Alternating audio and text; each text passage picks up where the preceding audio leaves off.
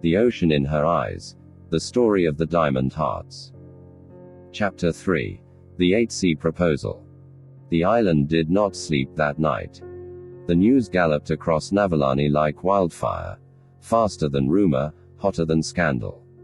People left their kitchens mid-meal, abandoned their market stalls, and flooded into gatherings.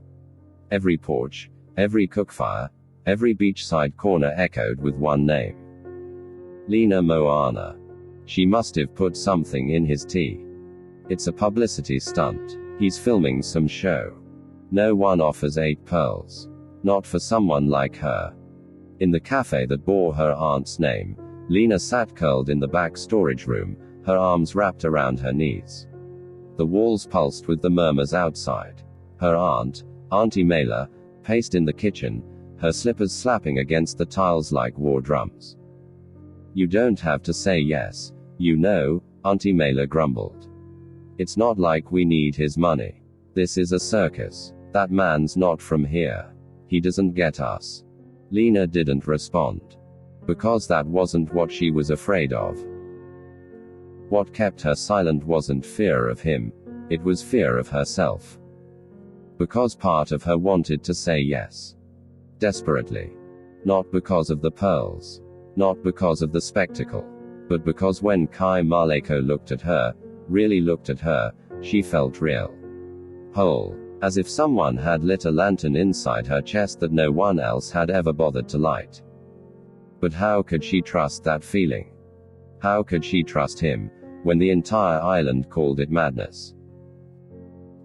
The next morning, the elders summoned both of them to the Hail Hui, the communal meeting hall shaped like a great canoe, carved from island hardwoods and covered in palm thatch. It smelled of old fires and judgment. Kai arrived in a white tunic, barefoot, hair tied back with a cord of woven pandanus. Calm, still, untouchable. Lena came in a borrowed dress, pale blue like morning sky, her fingers trembling. Elder Koanui, voice of the council, sat at the head with a carved staff. You shame tradition, he said to Kai. You offer 8 sacred pearls for a woman whose name even the gods forget. Kai bowed his head. It is not tradition I shame, but vision. Murmurs rippled through the crowd. She is worth more than pearls, he continued, his voice steady. But this was the language I knew you would understand.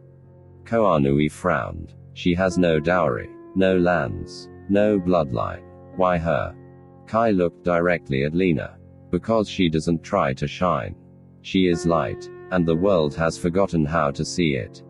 The silence that followed was like a held breath. Then, he's mocking us, someone hissed. This is a game. Lena stood. Her voice was quiet, quieter than the wind. If this is a game, she said, then I am not playing. All eyes turned.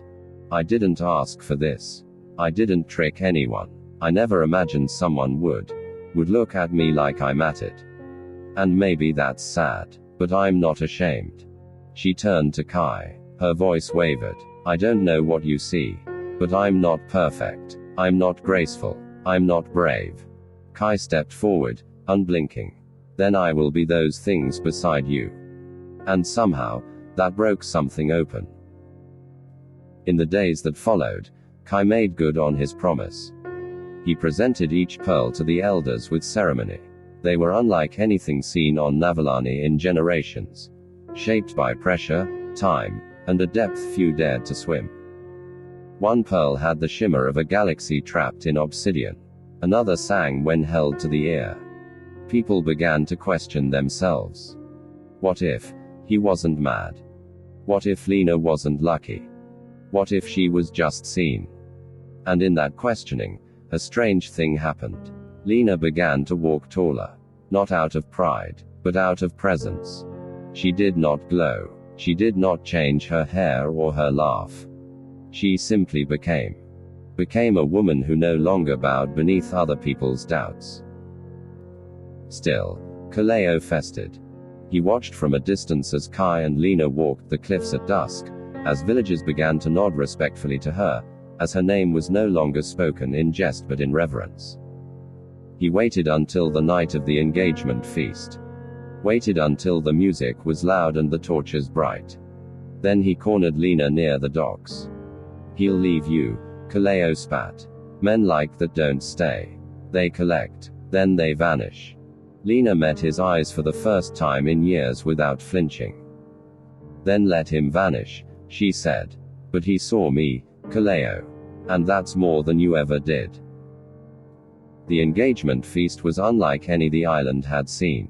Tables overflowed with roasted fish, breadfruit, coconut tarts, and sweet rainwater wine. Dancers spun with fire. Children played beneath string lanterns shaped like jellyfish. Kai stood before them all and made one final announcement. "As a gift," he said, "I have chartered a voyage. A ship, the Star of Komoku, will take us beyond these shores, on a journey of rediscovery. Anyone from Navalani may join. Aboard, we will carry stories, old and new, and return with what matters." He looked at Lena. "And I ask her, one last time, will you come with me?" Lena stood before him, under stars, under eyes, under the weight of old doubts and new dreams. And she said, yes. Not loudly. Not theatrically. But like the tide agreeing to return. To be continued.